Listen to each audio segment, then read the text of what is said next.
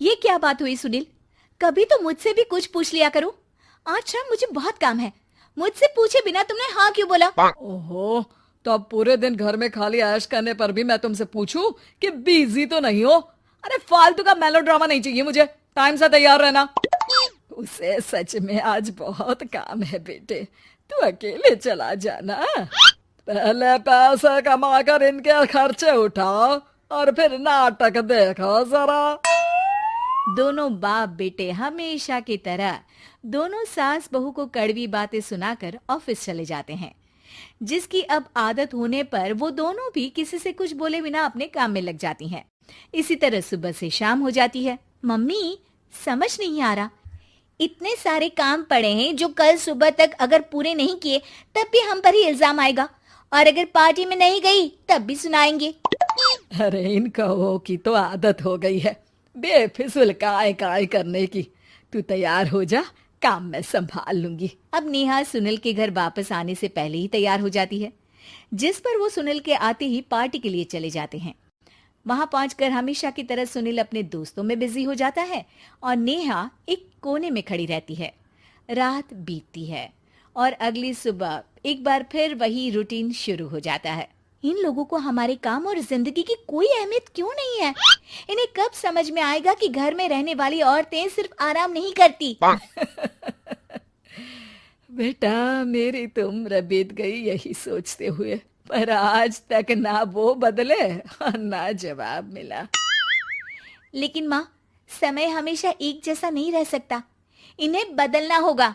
सुबह से शाम होती है और फिर रात। इसी तरह दिन बीतने लगते हैं। एक शाम सुनील और उसके पापा ऑफिस से जल्दी घर वापस आते हैं। तब हमें पार्टी में जाना है, सूट प्रेस करके दे दो और जल्दी तैयार हो जाओ। अरे तुम भी और घंटों मत लगाना, समझे? इसके आगे नेहा या सास को बोलने का कोई भी मौका ना देते हुए दोनों वहां से चले जाते हैं। कुछ देर बाद चारों पार्टी में पहुंच जाते हैं। यहाँ सब समझदार और पढ़े लिखे लोग हैं, कोई बेवकूफी करके मेरी नाक मत कटवाना। और तुम तो खासकर अपनी जुबान काबू में रखना, बहुत चलने लगी है आजकल। आप लोगों की शायद हमेशा हर जगह हमें इंसल्ट करने की आदत बन गई है। अच्छा, जब शॉपिंग पर मेरे ही पैसे उड़ाती हो तब ये बगावत याद नहीं आती होगी। काम न काज की, दुश्मन अनाज की। ऐसा बोलकर सुनील अपने दोस्तों के साथ चला जाता है और ससुर भी ऑफिस के लोगों के साथ गपशप में लग जाते हैं। लेकिन सुनील की बात से परेशान नेहा और उसकी सास वहीं एक कोने में खड़ी रहती हैं। शांत हो जा, कर ही क्या सकते हैं। चल कोल्ड ड्रिंक पीते हैं, गुस्सा उतर जाएगा। जैसे ही नेहा और सास कोल्ड ड्रिंक लेने पहुंचती हैं, तो उन्हीं के बराबर में अल्कोहल का काउंटर देखकर नेहा का चेहरा चमक उठता है। वो मुस्कुराकर सास के कान में कुछ कहती है और दोनों पीना शुरू करती हैं। कुछ देर बाद दोनों चिल्लाते हुए अपने अपने पतियों को ढूंढने लगती है। कहाँ है सुनील? देख, तेरी असलियत आ रही है।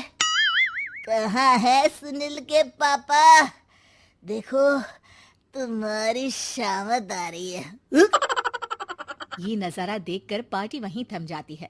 सब लोग उन्हें ही देखने लगते हैं। ये है मेरे पति। अरे काहे के पति?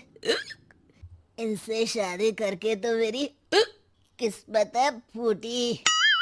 और ये मेरे पति, जिन्हें पति बोलने में मुझे आती है शर्म बड़ी। चलो आज आप लोगों को इनके असली रूप से मिलाते हैं, जिसमें ये अपनी पत्नियों की रत्ती भर भी इज्जत नहीं करते। हर समय उन्हें खरी खोटी सुनाते रहते हैं। हर जगह बिना मौका और माहौल देख उनकी उनकी सेल्फ रिस्पेक्ट की धज्जियां उड़ाते रहते हैं। क्या बोलते हो कि घर में रहकर हम करते ही क्या है? अगर ऐसी बात है तो कल से खुद अपने कपड़े धोना, प्रेस करना, सब्जी खरीदना, खाना बनाना और पसंद ना आने पर दोबारा बनाना, जैसे हम करते हैं ना।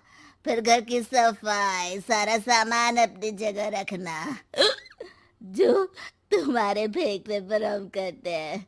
और फिर फाइनेंस मंत्री बनकर लिमिटेड पैसों में बढ़ती कीमतों के साथ घर का बजट बनाना। सुनील, इन्हें चुप करा।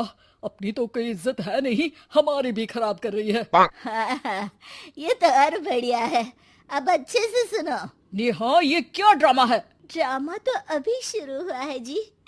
सास और नेहा अपने मन की सारी भड़ास निकालने लगती है, जिसे चुपचाप खड़े रहकर सुनने के अलावा ससुर और सुनील के पास कोई चारा नहीं होता। बहुत देर तक यही सब चलने के बाद आखिर में दोनों सास बहू बेहोश हो जाती हैं। अगली सुबह सिर दर्द के साथ दोनों की नींद अपने अपने कमरे में खुलती है, जिस पर उनके पति उन्हें हॉल में लेकर आते हैं। मेरा सिर इतना दर्द क्यों कर रहा है? मेरा भी। इतनी देर में ससुर 2 गिलास नींबू पानी लेकर रसोई से बाहर आते हैं। ये लो नींबू पानी, इससे सिर दर्द ठीक हो जाएगा। हम दोनों आपसे कुछ कहना चाहते हैं। सास बहू हैरानी से एक दूसरे को देखने लगती हैं।